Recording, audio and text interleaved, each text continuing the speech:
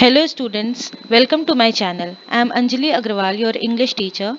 Today we are going to study the topic kinds of sentences, वाक्यों के प्रकार.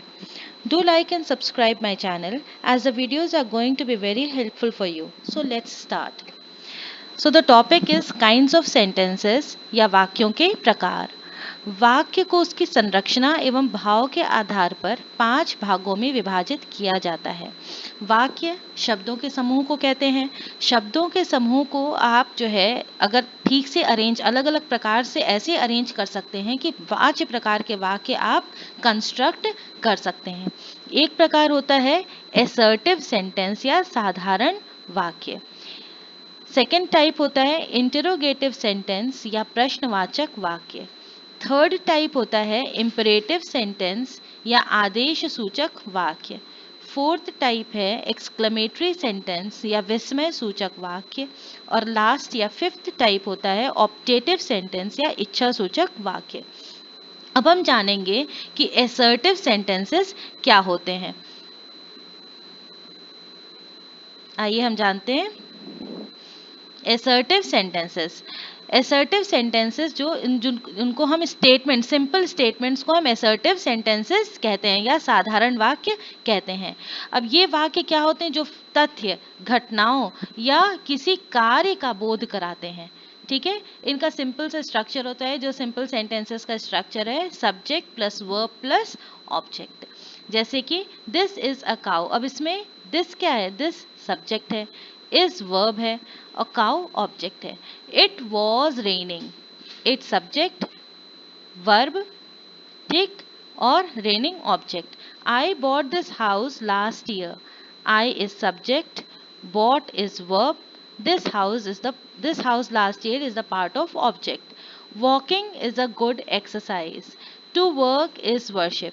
अब इन सारे सेंटेंसेस में आप देखिए स्ट्रक्चर इसका है सब्जेक्ट वर्ब और ऑब्जेक्ट का. अब असर्टिव सेंटेंसेस 2 टाइप्स के होते हैं. एक होता है एफर्मेटिव और दूसरा होता है नेगेटिव. एफर्मेटिव या स्वीकारात्मक वाक्य क्या होता है, जो वाक्य तथ्यों घटनाओं या कार्यों को स्वीकार करते हैं. इनमें इन ऐसे वाक्यों में कोई नकारात्मक जैसे नो, नॉट, नेवर इसका प्रयोग नहीं होता है. ऐसे वाक्य को हम स्वीकारात्मक वाक्य कहते हैं. ठीक है, अब इसमें देखिए ये जो सारे वाक्य जो ऊपर दिए हैं ये सारे वाक्य स्वीकारात्मक वाक्य हैं. अब इसी को अगर हम जिसमें नकारात्मक शब्द का प्रयोग करें जैसे नॉट का प्रयोग कर दें, जैसे this is a cow, this is not a cow, अब ये लगा देने से ये एक नकारात्मक वाक्य बन गया. It was raining, it was not raining. I bought this house last year, I did not buy this house.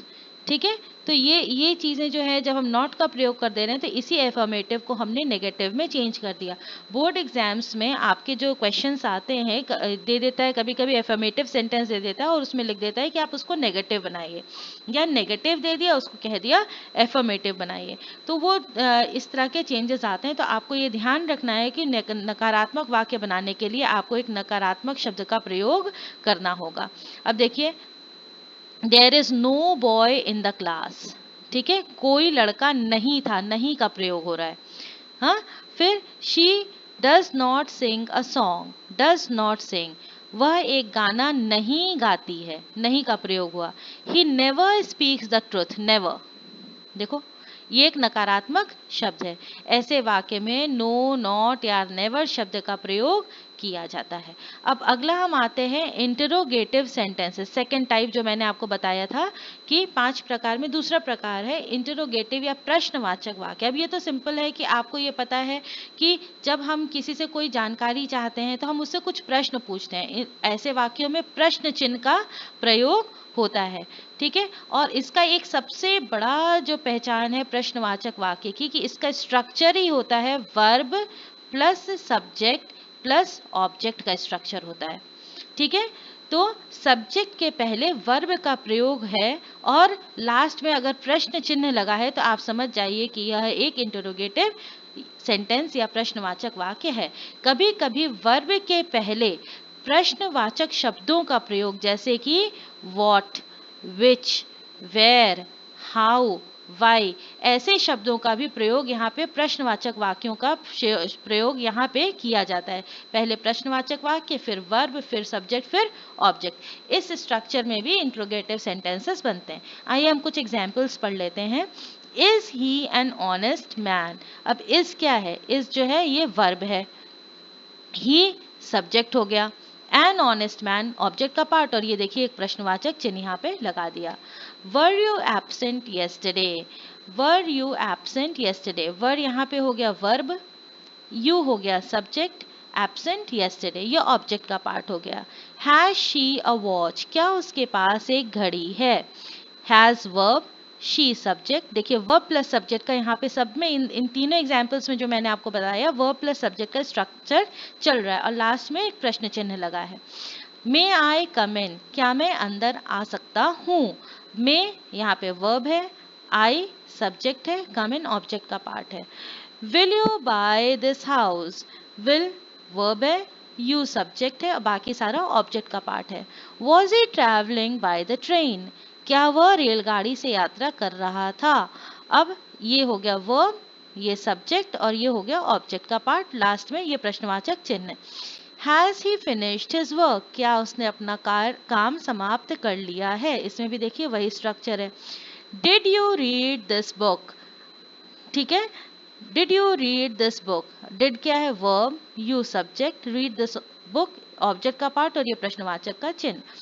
अब ये देखिए व्हाट इज योर नेम, अब ये और ये वाक्य पे आप ध्यान दीजिएगा। इसमें देखिए जो WH या प्रश्न वाचक शब्द का प्रयोग हुआ है पहले, उसके बाद वर्ब का प्रयोग हुआ है, उसके बाद सब्जेक्ट का प्रयोग हुआ है, उसके बाद ऑब्जेक्ट का प्रयोग हुआ है। ये वाला स्ट्रक्चर मैंने आपको बताया था, पहले प्रश्नवाचक शब्द, फिर वर्ब, फिर सब्जेक्ट, और फिर ऑब्जेक्ट। ये देखिए ये इसमें भी है, ये वेयर डज ही लिव, ये क्या है? प्रश्नवाचक शब्द, उसके बाद वर्ब, उसके बाद सब्जेक्ट, एंड देन बाकी पार्ट यूज हो रहा है, ठीक है, वह कहाँ रहता है। तो इस तरह का स्ट्रक्चर जो होता है, ऐसे सेंटेंसेस को हम इंटरोगेटिव सेंटेंसेस कहते हैं। आपको जो है बोर्ड एग्जामिनेशन में आपको आ जाएगा कि आप जो है सिंपल जो असर्टिव सेंटेंसेस हैं उनको आप इंटरोगेटिव में बदलिए, या इंटरोगेटिव को असर्टिव में बदलिए। अब जैसे हो गया he is an honest man, ऐसे दे दिया अगर, जैसे मैं यहाँ लिख के बता देती हूँ, आपको समझा देती हूँ कि किस तरह से बोर्ड एग्जाम में कन्वर्जन्स आते हैं। पहचानने को नहीं आता है, पहचानने के लिए पहचान नहीं आती है आपको, कन्वर्जन्स ही बोर्ड एग्जाम में पूछे जाएंगे। मैं आपको लिख के उसको बताती हूँ। जैसे मैं इसी को मैं लिख दूं, ये पहला वाला जो एग्जाम्पल है, यहाँ पे अगर होगा ही इज एन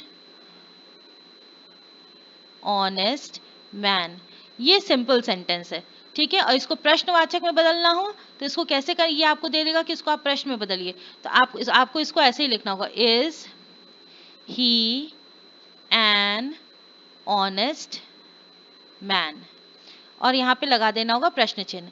तो आपने क्या किया कि इस वर्ब को उठा के आप यहाँ लगा दिए, और ये सब्जेक्ट को उठा के आपने यहाँ लगा दिया, तो ये, और लास्ट में ये प्रश्न चिन्ह लगा दिया, तो ये प्रश्नवाचक वाक्य बन गया, ठीक है। अब जैसे ये सेकंड वाला है, वर यू एब्सेंट यस्टरडे, तो इसका सिंपल में अगर इसको कन्वर्ट करना होगा तो क्या होगा, ये वर और यू, ये जो यहाँ पे दिया हुआ है, ये वर और यू का स्ट्रक्चर है, तो आप इसको पलट दीजिए, आप इसको लिख दीजिए यू वर एब्सेंट यस्टरडे। तो अगर आप इस तरह से लिख रहे हैं तो ये बन गया सिंपल सेंटेंस, जो असर्टिव सेंटेंसेस कहते हैं, ठीक है। इसको मैं ठीक कर देती हूँ।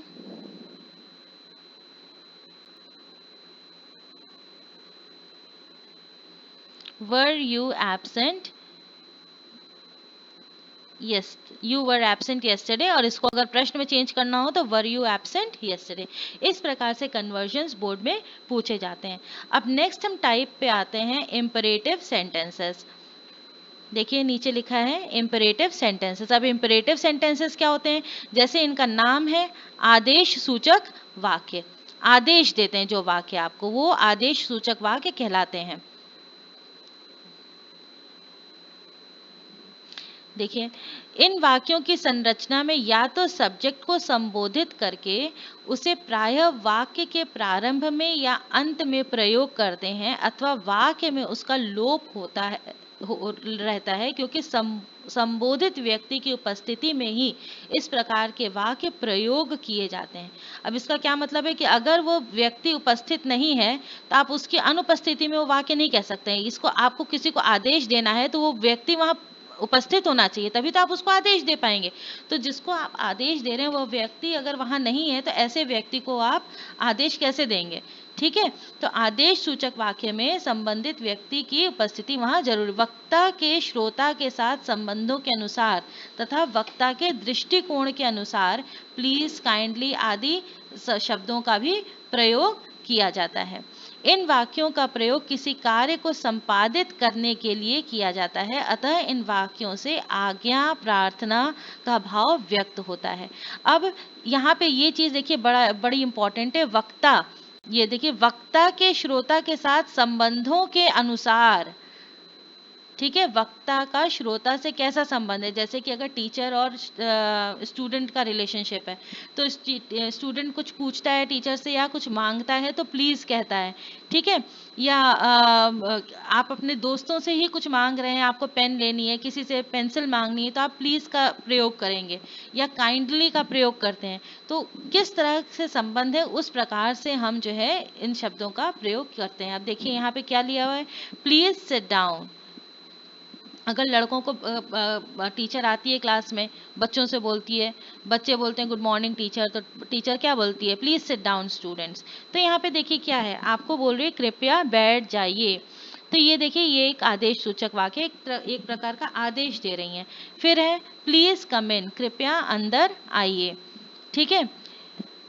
फिर है Vinod read it again, Vinod इसे पुनः पढ़ो। यह भी क्या है, किसी को आप जो है आदेशात्मक ये लग रहा है कि चाहे वो आप जो है उसको आप उसमें आप अपनी विनम्रता दिखा रहे हैं, आदेश में विनम्रता भी है, ठीक है। और आदेश में आप जो है उसको कमांड भी कर सकते हैं, दोनों चीज होती है। आदेश विनम्रता पूर्वक भी होता है, आदेश में एक कमांड, एक ऑर्डर भी होता है। नेवर कम लेट, कभी भी विलंब से नहीं। आप देखो यहाँ पे जो नेवर कम लेट, जो फोर्थ वाला सेंटेंस है, ये मैं आपको दिखाऊंगी। ये कभी नेवर कम लेट, कभी भी विलंब से मत आओ। अब ये क्या है, ये थोड़ा सा ऑर्डर टाइप का लग रहा है। और ये देखो कृपया बैठ जाइए, ये थोड़ा सा क्या विनम्रता वाला लग रहा है। ये दोनों में, ये दोनों प्रकार आदेश सूचक हैं। बी ट्रुथफुल, सत्यवादी बनो। वर्क केयरफुली, सावधानी पूर्वक काम करो। तो ये भी क्या है, ये भी शब्दों के समूह हैं, पर ये सारे शब्द जो हैं इम्परेटिव सेंटेंसेस, इस प्रकार के सेंटेंसेस जो हैं इम्परेटिव सेंटेंसेस कहलाते हैं। अब नेक्स्ट देखिए आया विस्मय सूचक वाक्य। विस्मय मतलब क्या होता है? विस्मित हो जाना, आश्चर्यचकित हो जाना। तो जो वाक्य जो है आश्चर्य चकित होने का बोध कराते हैं, जैसे लगे वाक्य को पढ़ के कि कोई आश्चर्यचकित हो रहा है, विस्मित हो रहा है, तो ऐसे वाक्यों को उनकी भावनाओं के, इसमें क्या होता है कि वक्ता या श्रोता की भावना की तीव्रता का आभास मिलता है। देखिए क्या लिखा है इसके डेफिनेशन में, इन वाक्यों में से, इन वाक्यों से वक्ता की भावनाओं की तीव्रता का आभास मिलता है। वाक्य में विस्मय बोधक चिन्ह, ये एक्सक्लेमेशन मार्क इसको कहते हैं, या विस्मय बोधक चिन्ह, एक्सक्लेमेशन मार्क आप बोलिए, इसका प्रयोग किया जाता है। एलास ही इज डेड, ठीक है, ब्रावो। और ये जो शब्द हैं, जैसे ये जो शब्द हैं एलास, ब्रावो, ठीक है, और इसमें एक ये विस्मय बोधक चिन्ह लगा है। ये जो शब्द हैं ये विस्मय सूचक वाक्य, ये सारे शब्दों का प्रयोग इसमें किया जाता है विस्मय सूचक वाक्यों में। हाउ बैड शी इज, कितना बुरा हुआ, वह फिर से फेल हो गई। Good heavens he is gone, hurrah we have won. ये सारे शब्द जिसमें इस तरह के शब्दों का प्रयोग होता है जिन वाक्यों में, ऐसे वाक्यों को हम विस्मय सूचक वाक्य कहते हैं।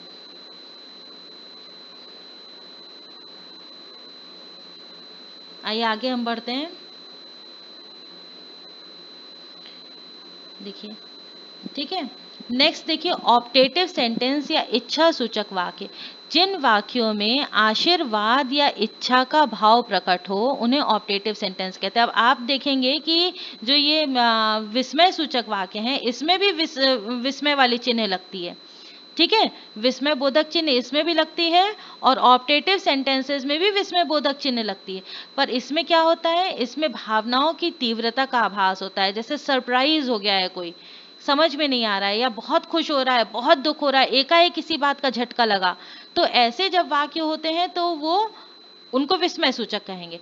पर अगर आपका विस्मय विस्मय सूचक चिन्ह का इस्तेमाल तो हुआ है, पर वाक्य क्या जाहिर कर रहे हैं, वाक्य जाहिर कर रहे हैं आशीर्वाद या इच्छा।